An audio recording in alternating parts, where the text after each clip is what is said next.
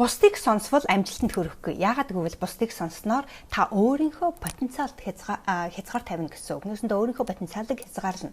Бусад гэдэгт би хоёр төрлийн хүмүүсийг оруулж байна. За тэгэхээр эхний бусдад юу орж байна вэ гэвэл өөрийнхөө потенциалд хязгаар тавьсан хүмүүсийг оруулж байна. Эдгээр хүмүүс хаа сайгүй байгаа. Тантай хамт ажиллаж байгаа, хамт олон доторчин байгаа, таны явдаг фитнес клубт байгаа, хажуу айлтанд байгаа, танаа ангид байгаа, танаа гэр бүл хамаатан садан дотор байгаа. Хаасаагүй байгаа. Өөрийнхөө потенциалд хязгаар тавьсан хүмүүс үргэлж чи чадах юм уу? Битгий, хэрэггүй, дэмий, эрсдэлтэй, тэрийг хар. Тэр чадаагүй байхад гих мэд зүйлүүдийг танд үргэлж хэлж таныг эргэлзүүлнэ. Тэд өөрийнхөө потенциалд хязгаар тавиад чадаагүй учраас ихэвчлэн өөрийн мэдлгүй. Зарим тохиолдолд санаатайгаар таныг зогсоохыг оролдоно. Би чадаагүй байхад чи яаж чаддгийг гэсэн тийм үүднээс ханддаг. Өөрөөр хэлбэл тэд таныг өөрсдийн хэмжээнд авчирч байж санаа намрах учраас тэд бол хизээж зогсохгүй.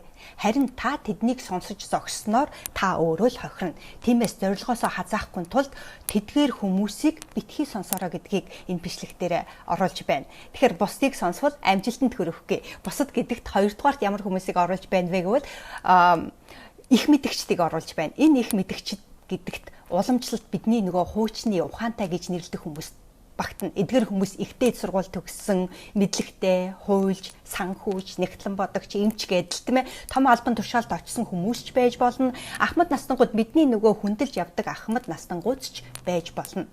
Эсвэл бүгдийг мэддэг юм шиг загнадаг их мэдгчд орно.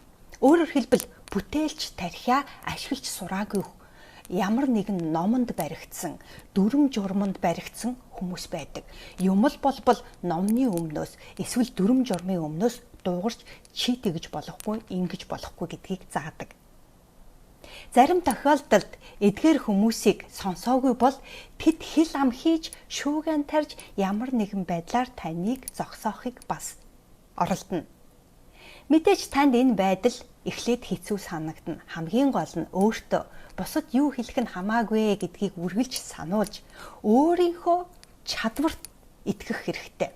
Гэхдээ мэдээж би тэдний мэдлэгийг бургуутгаагүй. Бас дүрм журмыг дагаж болохгүй шүү гэж хэлээгүй шүү. Би таныг бүтээлч тархиндаа хязгаар бүү тавиасаа гэдгийг л анхааруулах хүсэлтэй байна. Өөрийнхөө амжилт руу өөрийнхөө замаар явна гэдгийг сануулгах хүсэлтэй байна. За тэгэхээр өнөөдрийн энэ зөвлөмж жоохон ч гэсэн нэгийг бодогдуулж байгаа байхаа гэж бодож байна. Хэрвээ тийм бол Тимаока гэд лайк өгөөрэй. Мөн цааш нь хэрэг болох хүмүүст дамжуулаарай. Мөн миний YouTube сувагт subscribe хийгээрэй, подкастад subscribe хийгээрэй. Надтай сошиал медиануудаар холбогдорой. Хүс хийхүр зөвхөн таны өөрийн хүсэл эрмэлзэл таныг амжилтанд хүргэнэ.